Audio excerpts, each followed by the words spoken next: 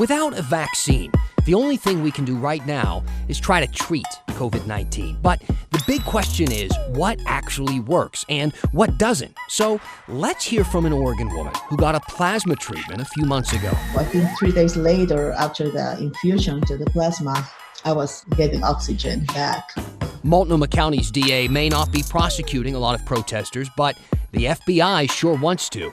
And they might be using your video from social media to track people down. This is a different environment with all the social media. So if it's publicly posted, we can take a look at it. And we're going back inside Woodlawn for an honest conversation about what's happening in Portland. I know myself as a black man, I'm not going out throwing bottles or listening to police. That's the last thing I want to do. So I can't see anybody that's truly a supporter of that cause even going that route. Here's the story. Okay. All right. Hey, I'm Dan Haggerty. Welcome to The Story. I want to start with a few emails tonight. We, of course, read everything that you send in. You know that if you watch us, so keep emailing us at thestory@kgw.com. You can find me on Facebook and Instagram, or keep using Twitter and the hashtag HeyDan. Now, as you probably know, there were a bunch of pro sports teams that boycotted games yesterday after the police shooting of a black man in Wisconsin, including the Blazers and every other team in the NBA playoffs. Now, I want to read a couple of emails that we got, and these are some opinions that I'm sure you've heard before, but I want to read them anyway. One person wrote, "I think it would be far more productive if the pro athletes would contribute some of the millions they are paid each season to help the people they say they are supporting, to help them better their lives instead of not showing up to work." Someone else wrote me and said, "In your opinion," they asked, "do you think that any of today's athletes who kneel for the national anthem ever put their lives on the line for that flag or what it stands for?" My opinion. Okay, well, since you asked, in my opinion, I'm getting a little tired of arguments like those. And let me start with this. I've never fought in a war. I'm not a cop. Am I allowed to criticize our country? Yeah, because this is America. Didn't the people who did fight and die for this country do so because they wanted us to be free, to protest, to be heard, not to be silenced?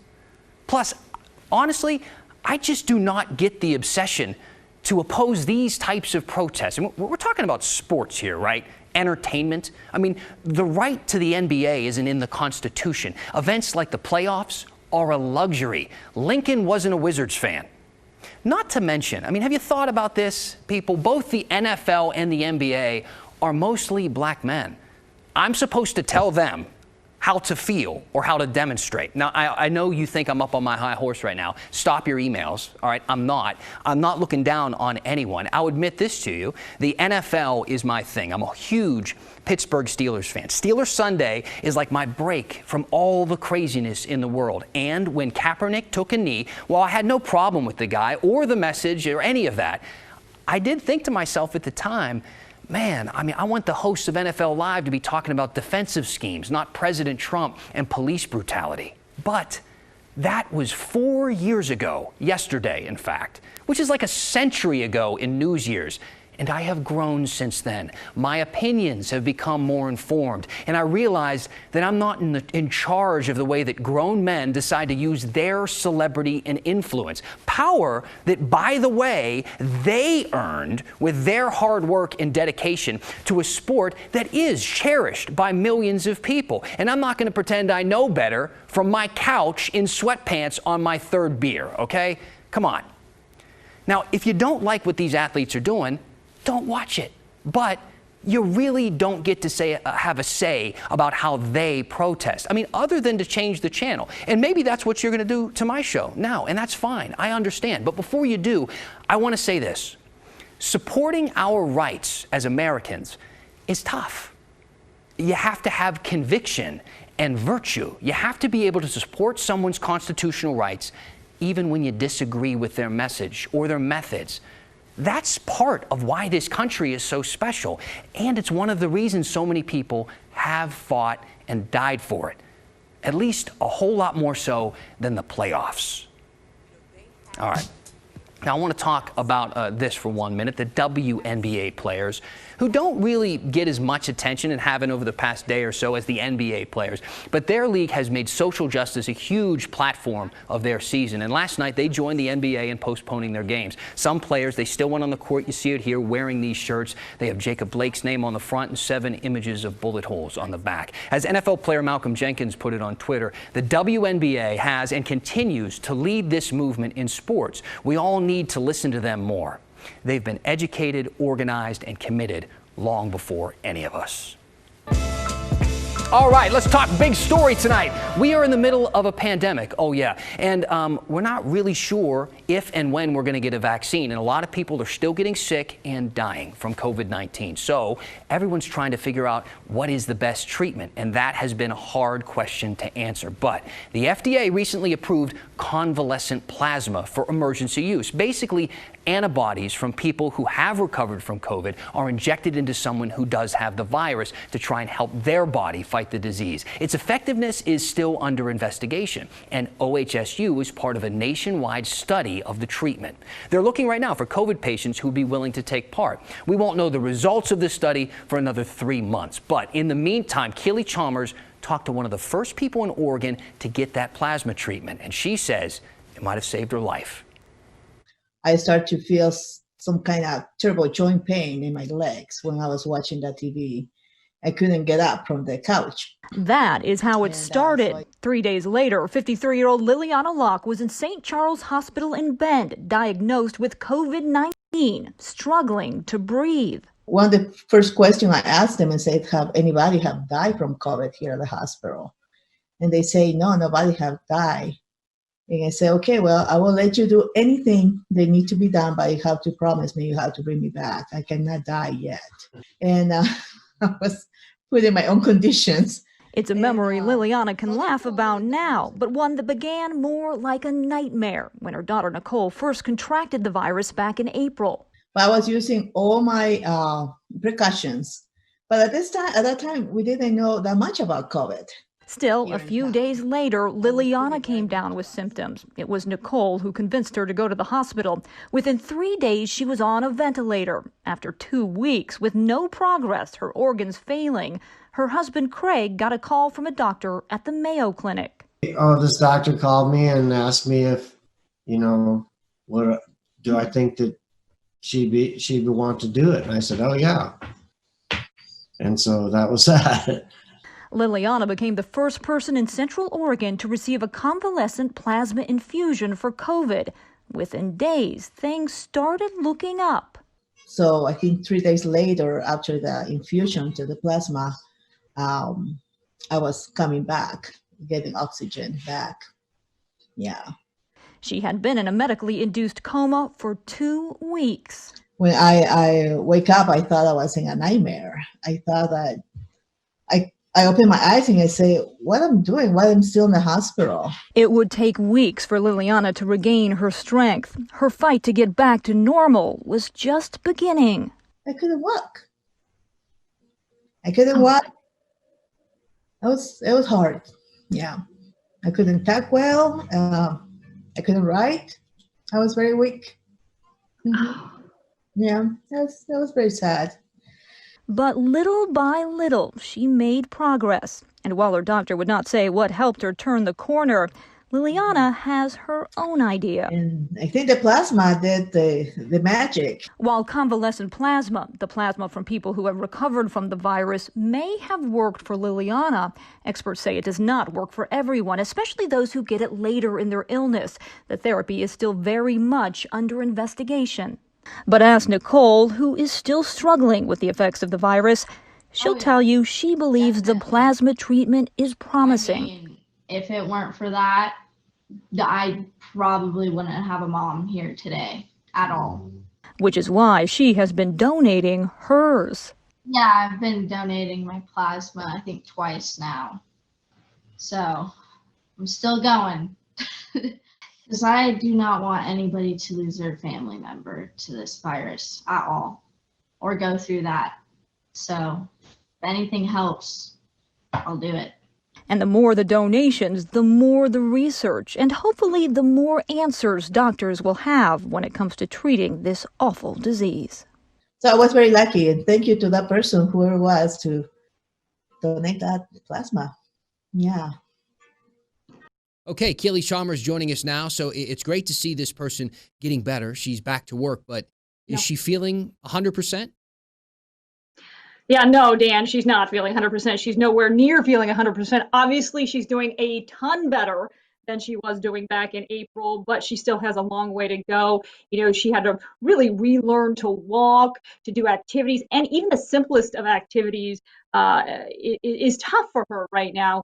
She had, again, her organs were on the verge of failing, so she had kidney problems. In fact, she had kidney problems for about a month and a half. Actually, her kidneys are doing pretty good right now, but she still is having issues with her heart and has to have constant checkups with the doctor. So again, while she's doing much better than she was a few months ago, still has a long road to recovery ahead. Right. It's still alive. I mean, which was a big fear that might not be the outcome for a while. Did the plasma save her? I mean, what are her doctors saying about the role plasma played in her recovery?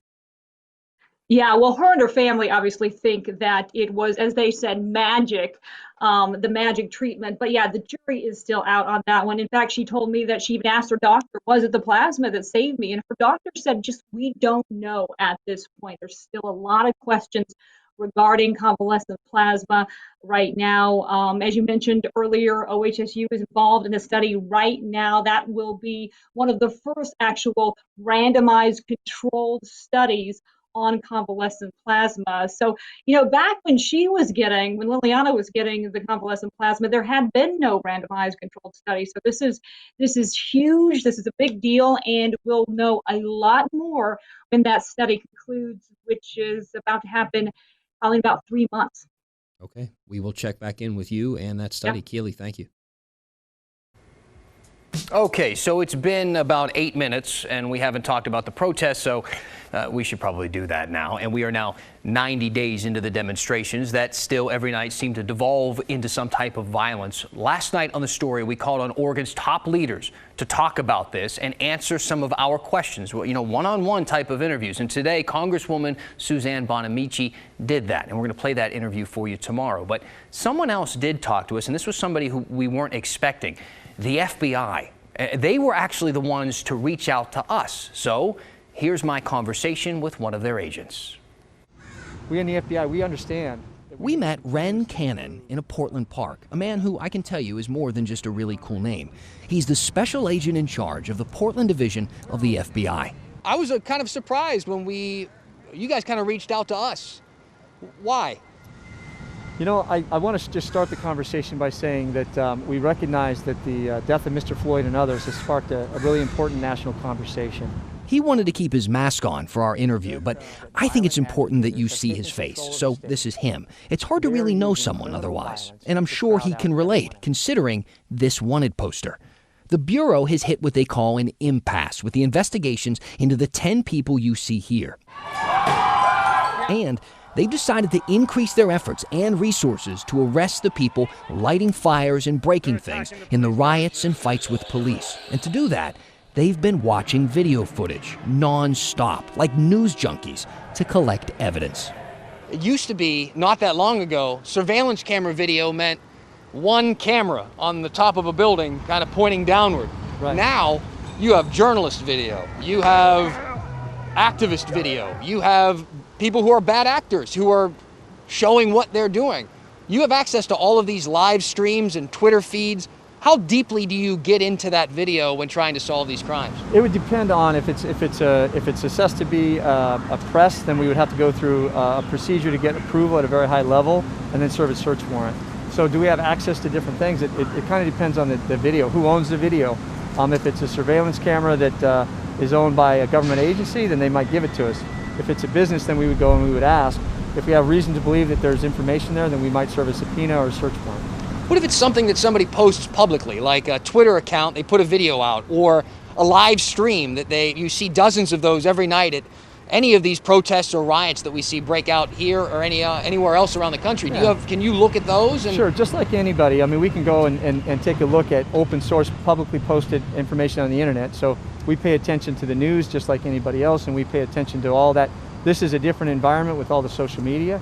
So if it's publicly posted, we can take a look at it, and we go through the internet, and when there's a predication and a reason to do so, and take a look and try to figure out who was it that committed this crime. Would an arson, like the ones you're investigating now, reach that level? Absolutely. How helpful are those videos that are posted publicly? You know, like I said, it's very difficult in a crowded environment, so that's labor and time intensive, and again, this is why we're asking for the public's help today.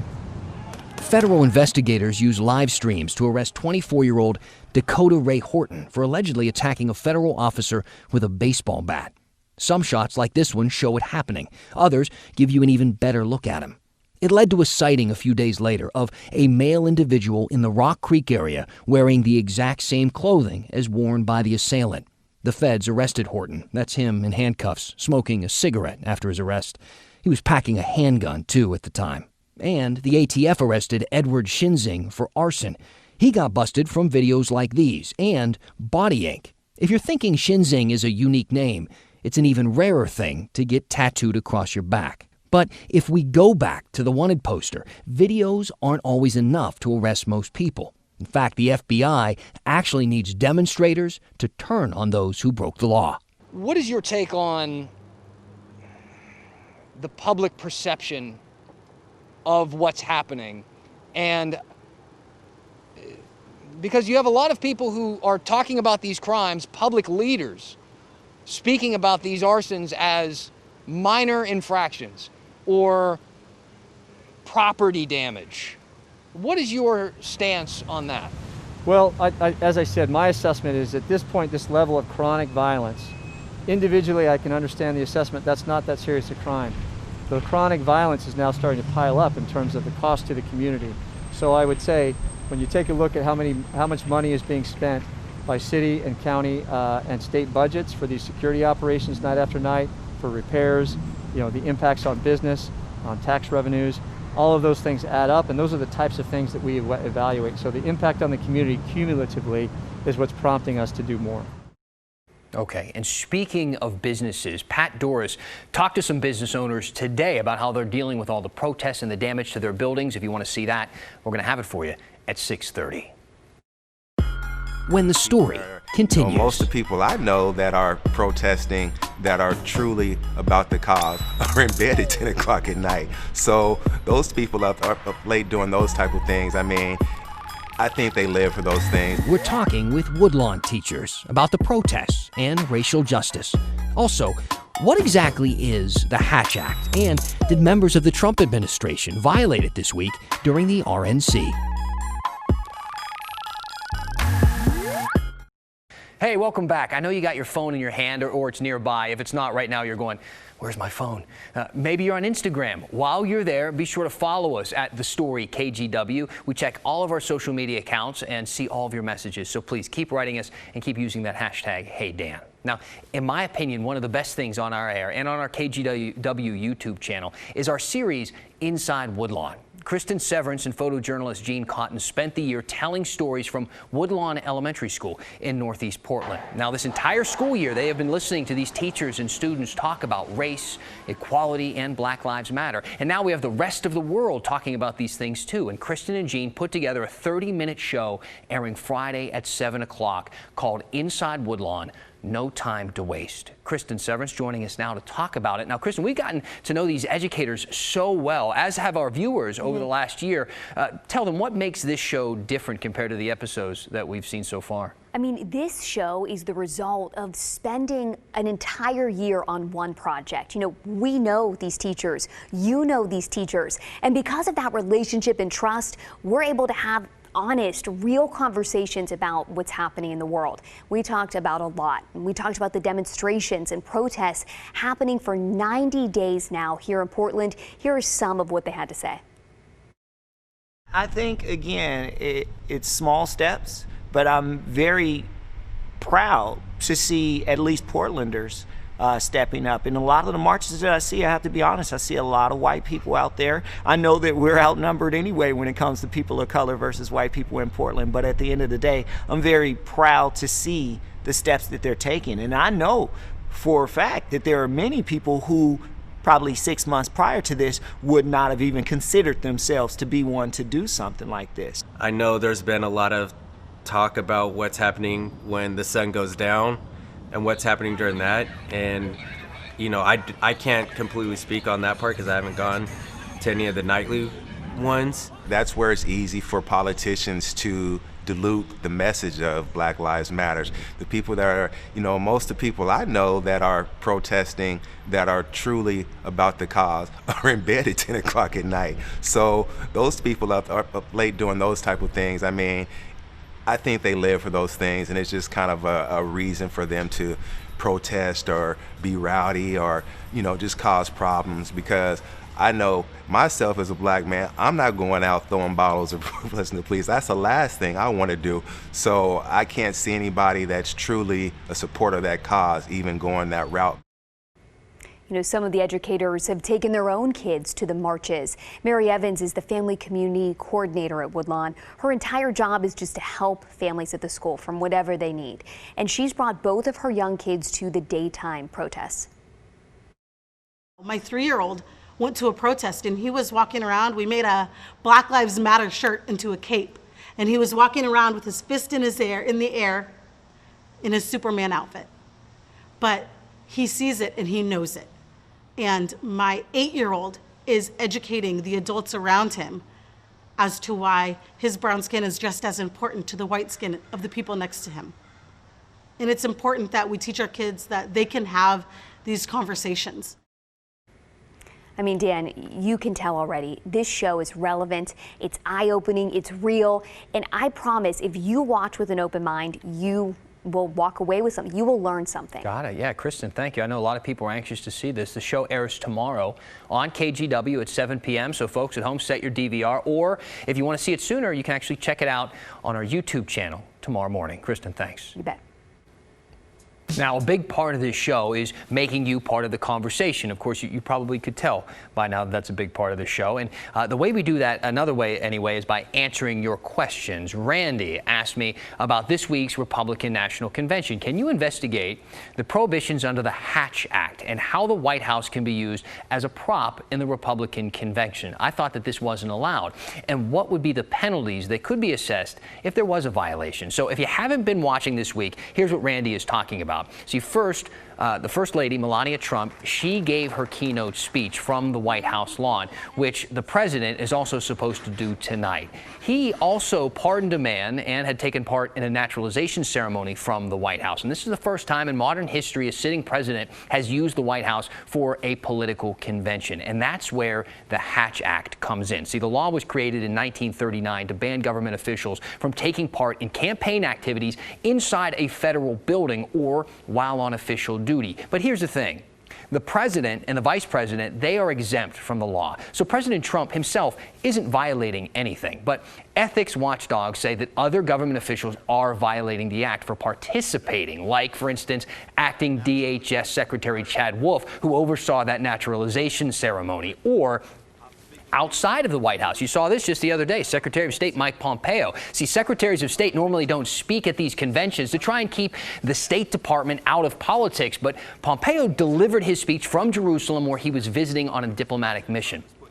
House Democrats, they don't like this. They've already launched an investigation into this, but we should point out that other members of the Trump administration have been accused of violating the Hatch Act in the past, and nothing has really happened. See, technically, officials could get fired, they could get suspended, they could get fined, but it really is one of those things that does not get enforced. The Office of Special Counsel, which can enforce it, said this week that it's not going to be grandstanding about potential RNC violations. It also said it's the Justice Department's job to actually deal with any sort of criminal process for violations. All right. Got any questions, comments, anything like that? We love to hear them. Pull out your phone.